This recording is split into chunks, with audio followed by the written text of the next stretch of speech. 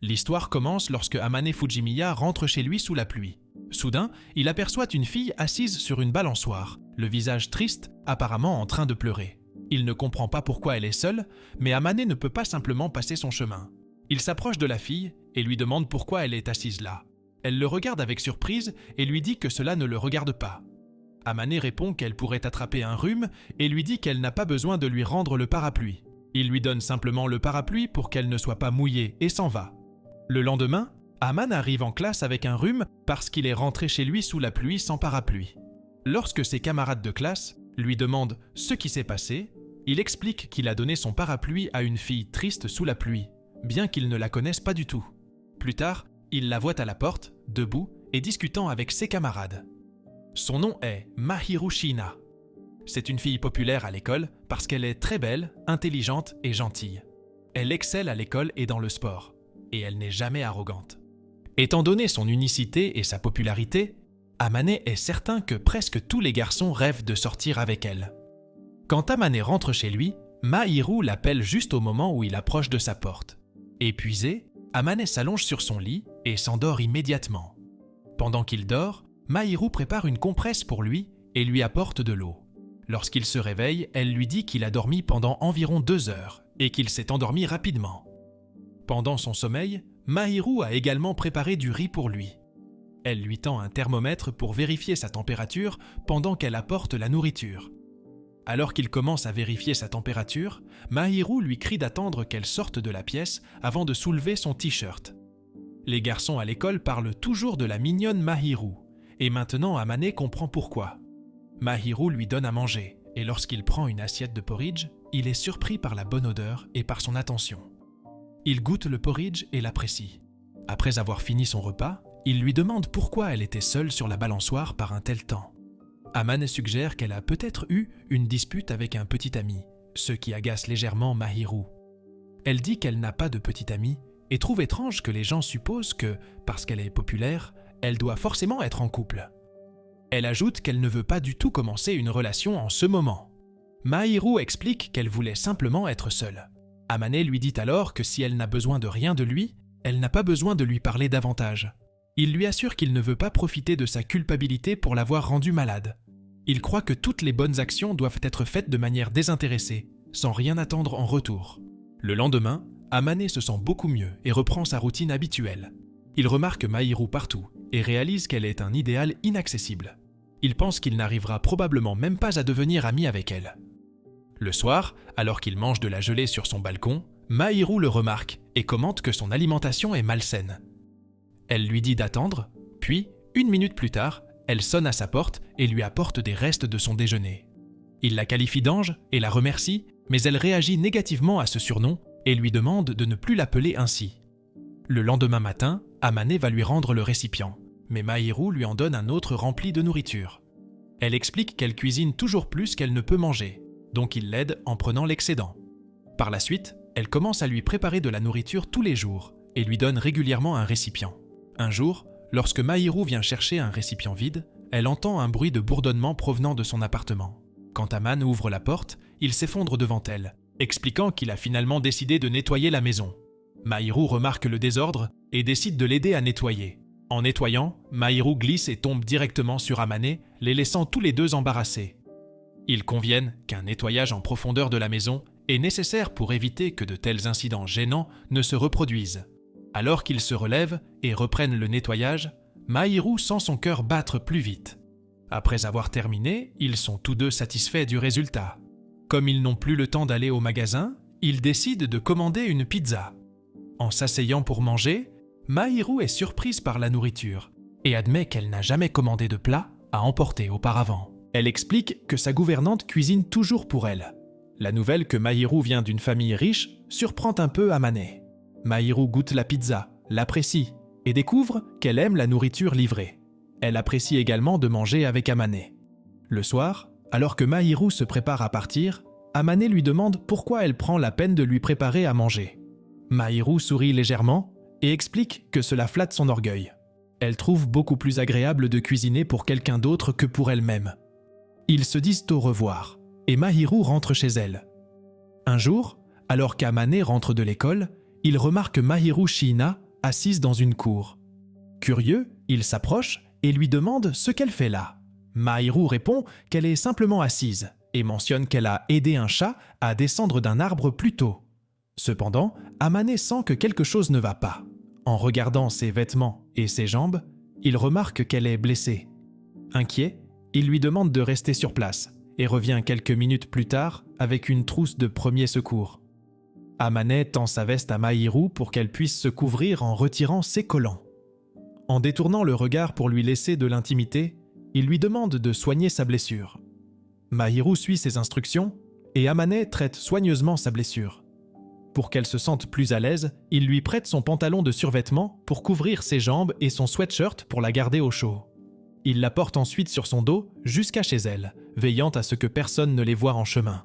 Lorsqu'ils arrivent chez elle, Aman lui souhaite un bon rétablissement, lui dit au revoir et part sans reprendre ses vêtements. Le lendemain, il assiste à son cours de sport en portant un short à cause du pantalon qu'il a donné à Mahiru. Elle l'observe depuis les marches, incapable de participer au cours d'éducation physique à cause de sa blessure. Ce soir-là, Mahiru rend visite à Amane pour lui rapporter son uniforme et lui apporte un plat fait maison pour le remercier. Le repas est délicieux et a une allure bien plus élégante que tout ce à quoi Amane est habitué. Touché par sa gentillesse, il la qualifie à nouveau d'ange, mais Mahiru réagit négativement et lui demande de ne plus l'appeler ainsi. Comme la nourriture est froide, il décide que Mahiru cuisinera désormais dans la cuisine d'Amane. Ils établissent des règles, notamment le partage des frais d'épicerie et l'obligation de se prévenir un jour à l'avance si l'un d'eux ne sera pas présent pour le dîner. Lorsque Mahiru arrive pour cuisiner, elle remarque que la vaisselle est presque intacte et taquine Amane sur le fait qu'il n'utilise jamais sa cuisine. Elle choisit elle-même le menu et demande à Amane de ne pas la déranger pendant qu'elle cuisine. Amane l'observe en silence. Une fois le repas prêt, Amane mange avec enthousiasme, savourant chaque bouchée. Mahiru remarque son appétit vorace et combien la nourriture le rend heureux. Alors qu'Amane fait la vaisselle après le repas, il réfléchit à la chance qu'il a d'avoir quelqu'un comme Mahiru qui prend soin de lui, même si ses actions ne sont motivées que par de la gratitude et non des sentiments romantiques. À l'école, l'ami d'Amane et sa petite amie le taquinent sur le fait qu'il aurait une petite amie après avoir entendu une partie d'une conversation. Mahiru, pensant à tort qu'il est en couple, se sent gêné, mais Amane clarifie qu'il n'a pas de petite amie. Quelques jours plus tard, Amane réalise que l'anniversaire de Mahiru approche et décide de lui offrir un cadeau. Comme Mahiru ne lui dit pas ce qu'elle veut, il demande conseil à ses amis et finit par acheter un cadeau réfléchi. Le jour de son anniversaire, il lui donne un sac rose contenant le cadeau. Mahiru se sent embarrassée mais reconnaissante et elle lui demande comment il a su la date de son anniversaire. Aman explique qu'il l'a vue sur sa carte d'étudiante tombée par terre. Malgré le malaise, Mahiru est sincèrement heureuse et ils partagent un moment émouvant. Un matin de week-end, un coup frappé à la porte réveille Amane Fujimiya. Il trouve sa mère, Shioko, devant la porte. Elle insiste pour entrer dans l'appartement, car elle s'ennuie de lui et ne l'a pas vu depuis un moment. Amane essaie de la dissuader, mais elle lui rappelle qu'elle paie son loyer, alors il la laisse entrer à contre-cœur. Shioko est impressionnée par la propreté de l'appartement, mais elle devient suspicieuse lorsqu'Amane l'empêche d'entrer dans sa chambre, l'accusant de cacher quelque chose. En réalité, Mahiru Shina est déjà dans l'appartement d'Amane. Lorsque Shioko arrive, Amane demande à Mahiru de rester dans sa chambre et de ne pas sortir avant son départ. Cependant, Shioko finit par entrer dans la chambre et trouve Mahiru endormi sur le lit, serrant un oreiller. Shioko commence immédiatement à questionner Amane sur la raison pour laquelle il cache une si belle fille.